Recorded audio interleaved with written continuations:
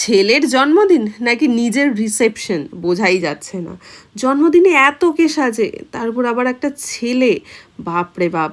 আমাদের সময় তো এত কিছু হতো না, এত গয়না পরার কি দরকার আছে, জন্মদিনই তো।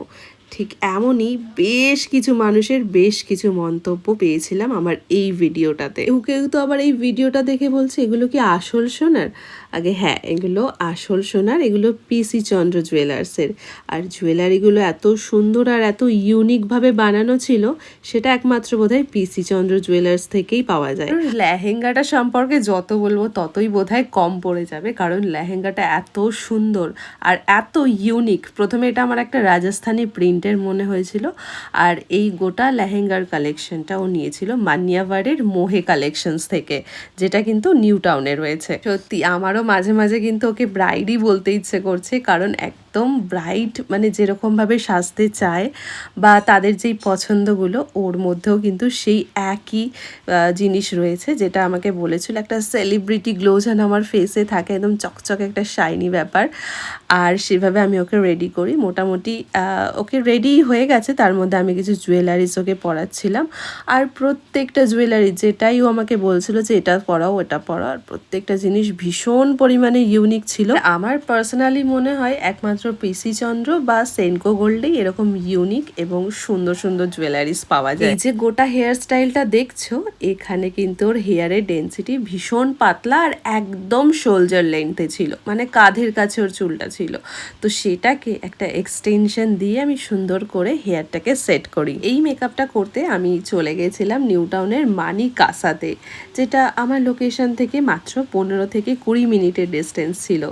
মানি কাসাতে যাওয়ার পর যখন আমি 23 তলার ওপরে উঠলাম, তখন মনে হচ্ছিল যেন আমার শহরটা কতটাই না সুন্দর, কতটা অন্যরকমভাবে আমি আমার শহরটাকে দেখেছিলাম সেদিন। তোমরা অনেকেই এমন আছো যারা ভীষণভাবে আমার কাছে একটা অন্তত মেকআপ করতে চাও।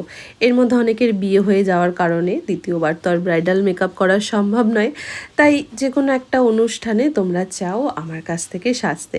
কিন্তু কি বলো তো, এখন পার্টি মেকআপ করার জন্য আমি শুধুমাত্র কলকাতার লোকেশন এরিয়াগুলোতেই কাজ করে থাকি।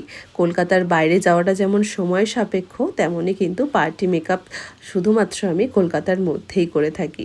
এছাড়া তোমরা ব্রাইডালের জন্য যে কোনো লোকেশনে পশ্চিমবঙ্গের বা ভারতের যে কোনো রাজ্যের তোমরা আমাকে পেয়ে যেতেই পারবে। এই হাতটা একটু বেশি মনে হচ্ছে, আবার এই তুলনায় এই হাতটা কম লাগছে। তাহলে এটা একটা এখানে পরে না বন্ধু? হ্যাঁ, পড়তে পারো। মানে এই হাতে তো দুটো, এটাও সুন্দর এটাও সুন্দর, বাট এটা দেওয়াতে মনে হচ্ছে এই হাতটা পুরো ভরে গেল, বাকিটা। পুরো মেকআপটা শেষ হয়ে যাওয়ার পর, সমস্ত কিছু প্যাকড আপ হয়ে যাওয়ার পর, আমি তখন বাড়ি যাব এমন সময় দেখি আমি আমার এই ব্রাইডই বলছি, ওকে ইয়াররিং পরাতে ভুলেই গেছি। মানে ওর দেখো ফেসের মধ্যে ইয়াররিংটা নেই। সত্যি এইবার কমপ্লিট লাগছে। হ্যাঁ, এই যে আরেকটা করে না, কি অবস্থা, আমরা কানের ইয়াররিং না পরেই চলে যাচ্ছিলাম।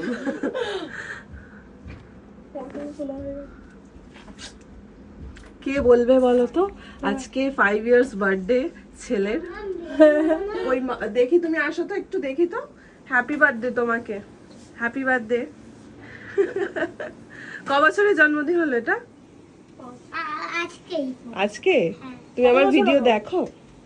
দেখো মার সাথে রাত্রেবেলা দেখো বসে বসে? দেখো না এই আন্টিকে মেকআপ, কোনটা ভালো লাগছে সব বলবে। এবার ঠিক আছে।